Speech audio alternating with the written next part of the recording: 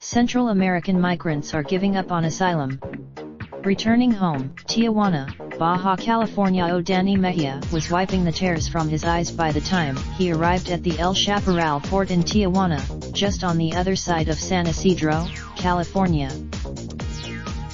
It wasn't the scorching heat or the way journalists buzzed around him or the mistreatment he said his 8-year-old son endured during their 8-day stint in U.S. custody that finally broke him.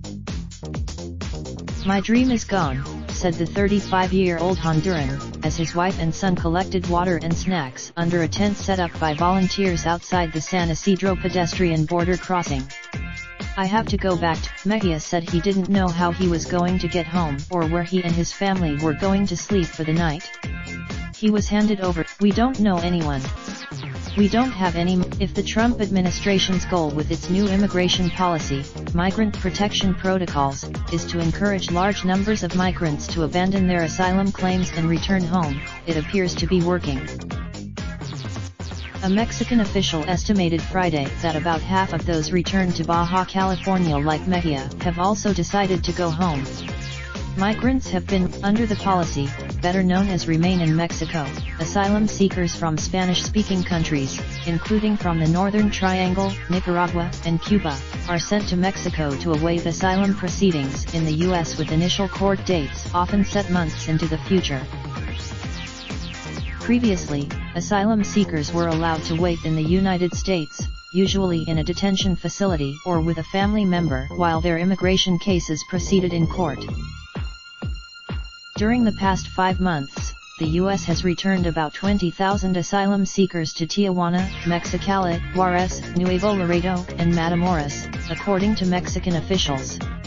More than half of in Mexico, U.S. asylum seekers have been and become victims of kidnappings, extortion scams, and human trafficking for labor and sexual exploitation. Honduran farm worker Edin Santos Martinez, 38, and his 15-year-old son came north to join his brother in Los Angeles, who had managed to cross the border illegally only a few months ago. Santos Martinez and his son were kidnapped twice along the way in the southern state of Veracruz, where they were held for 3 days until they paid $6,000, and again on the border in Tamaulipas, where they were held for a week until they paid $8,500. "That's in addition to the, if anything happens to us over here, it's the responsibility of the government over there," he said, pointing to the U.S. from the border in Nuevo Laredo. "What else can we do?" After 5 months of the Migrant Protection Protocols program, not a single asylum seeker has been granted refuge in the United States, according to the Transactional Records Access Clearinghouse Track, which tracks immigration court records. Researchers found that of the 1,155 cases under the Migrant Protection Protocols program that have been decided, only 14 of them had legal representation. That is just 1.2%. The message is being heard loud and clear. "We don't have a chance," said a 41-year-old Honduran in Tijuana. Alexander Hernandez said he came to the U.S.-Mexico border mostly looking for economic opportunities to support his 3 children and wife back in Honduras. He said U.S. Hernandez plans to return home on Wednesday with a group of 19 people. In border cities across northern Mexico, thousands of other migrant returnees were still trying to decide what to do. Penniless and saddled with debt from their trip north, many decided to head south. Some still plan. In Nuevo Laredo's Tamaulipas state, more than 3,000 migrants have been returned, despite U.S. State Department warnings against travel due to kidnapping and other crimes. In the past few days, the entrance to the parking lot where migrants waited near the border bridge in Nuevo Laredo was always open, without armed guards.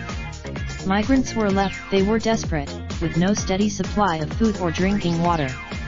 Some children begged, "Where is the shelter?" a Honduran mother asked. Nuevo Laredo's 6 migrant shelters were full with about 1,500 migrants and not accepting returnees, said Revelation.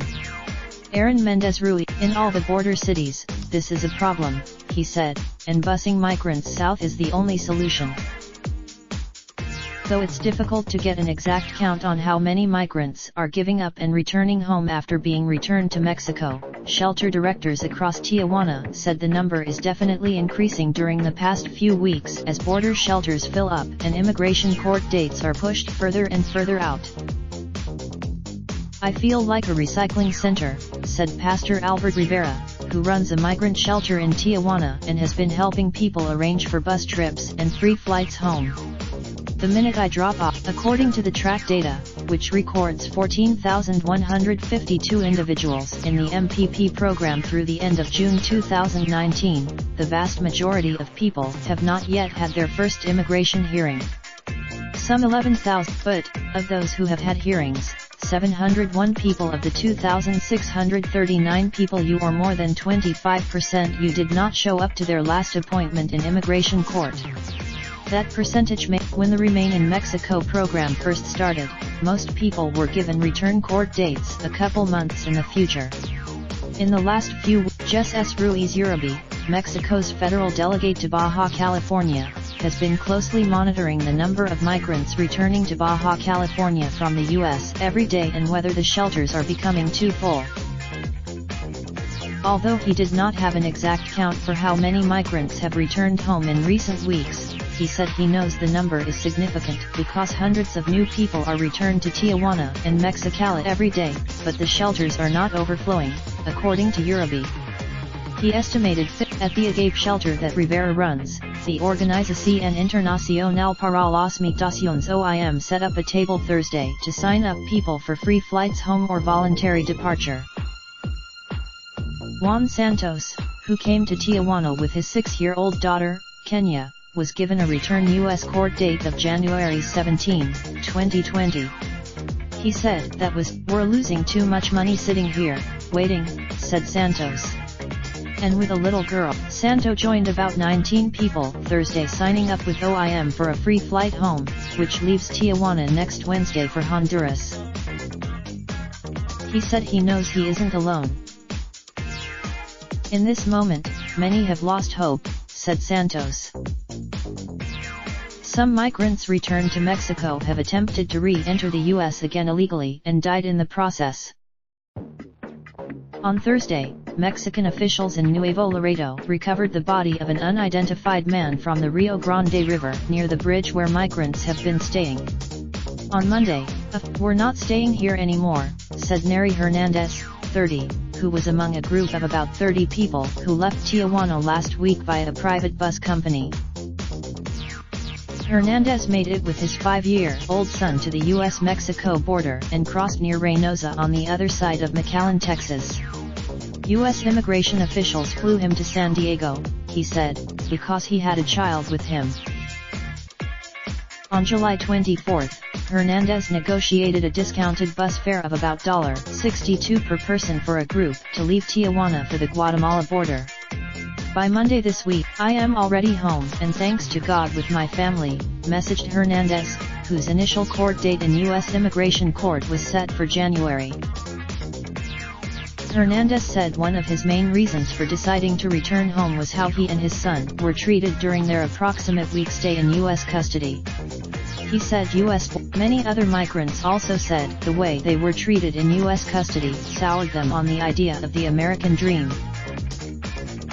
"I just saw how badly they treated me and my son and I decided it was not a place I wanted to be anymore, anyway," said Hernandez. When he arrived home, but, after a few days home in Honduras, Hernandez said he didn't think he would be able to afford a return trip. "I don't believe I am able. I don't have the money," Hernandez said. He was telling other people in his hometown how difficult the trip north was and the conditions in U.S. custody. He said he hoped. Single mom Elisa Reyes fled Honduras with her 14-year-old daughter and 8-year-old son to join family in Los Angeles, but after spending 10 days watching her children vomit and shiver in Border Patrol detention and a day in Nuevo Laredo without food, she was leaving on a bus for Chiapas headed for home. She called the U.S. immigration system a deception. "They treat us worse," Alexander Hernandez, who plans to leave Tijuana on Wednesday, said some things were better in Honduras, after he said he witnessed U.S. border agents grab migrants' hands to force them to sign their immigration paperwork. In my country, raindrop, drop top smoking, no cooking the hot pot. Fucking on your bitch, yeah, that. Looking up, open the park.